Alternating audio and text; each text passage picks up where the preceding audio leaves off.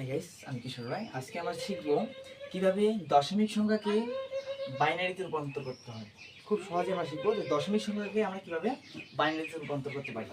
প্রথমে আমাদের লক্ষ্য করতে হবে এই দশমিক সংখ্যার ক্ষেত্রে এখানে যখন দশমিক আছে, অর্থাৎ এটা হচ্ছে এমএসবি অর্থাৎ পূর্ণ সংখ্যা, আর দশমিকের পরে এটাকে বলা হচ্ছে ভগ্নাংশ সংখ্যা। আমরা দুটোই শিখবো আজকে। এটার মাধ্যমে দশমিক থেকে বাইনারি আমাদের ক্লিয়ার হয়ে যাবে।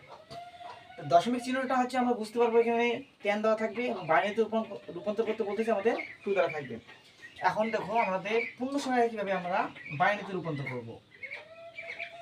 আমাদের আছে 55 আমাদের যেহেতু বলছে বাইনারিতে রূপান্তর করতে, অবশ্যই আমরা 2 দ্বারা ভাগ করবো সবসময়।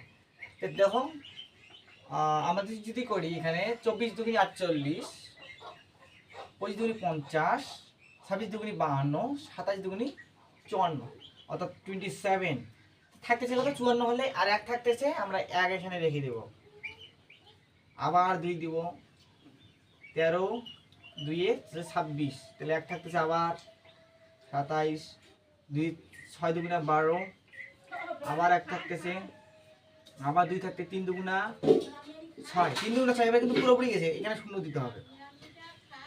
2 দিয়ে যখন আমরা 3 কি করব, 2 একে 2, এক থাকতেছে এক এখানে রেখে দিব। এবার দেখো এখানে কি করতে হবে, এখানে আমাদের সবসময় মনে রাখতে হবে আমাদের যেটা কাজটা করতে পারি, আমরা এখানে 2 দিব, এখানে 0 দিব, এই 1টা যে আছে এই 1টা এখানে বসিয়ে দেব, শেষ, কাম শেষ। এখন আমাদের যেটা করতে হবে, যে বিষয়টা আমাদের লক্ষ্য রাখতে হবে, এই নিচ হাতে উপরে মানগুলো নিতে হবে, এই নিচ হাতে উপরে মানগুলো নিতে হবে। তাহলে আমাদের কি আমাদের 10 পূর্ণ সংখ্যা মানে দশমিক পূর্ণ সংখ্যার বাইনারি মান হয়ে যাবে। আমরা পূর্ণ সংখ্যার বাইনারি মান কত পাবো, এখানে পাবো আমরা 1, তারপরে হচ্ছে 1, মানে নিচে তো উপরে যাবো আমরা 0 1 1 1। এটা আমাদের কি পাইলাম, বাইনারি পাইলাম হচ্ছে পূর্ণ সংখ্যা। এখন আমাদের দশমিক সংখ্যার বাইনারিটা আমরা কিভাবে রূপান্তর করবো এটা আমি দেখাচ্ছি। দেখো আমাদের দশমিক অর্থাৎ 0.125, যেহেতু আমাদের বাইনারি বেস কত আমাদের জানি 2, আমরা 2 দ্বারা গুণ করব, অবশ্যই 2 দ্বারা গুণ করবো, গুণ চিহ্ন দেওয়ার কোনো প্রয়োজন মনে পড়ে না। এবং এই দিকে আমরা মানগুলো এবার এই দিকে বসাবো, ঠিক আছে। 5 দুগুণে 10 এর শূন্য, হাতে 1 2 4 একে 5, 2 একে 2, দশমিক তেলে এখানে কোনো মানে বসতেছে না, 0।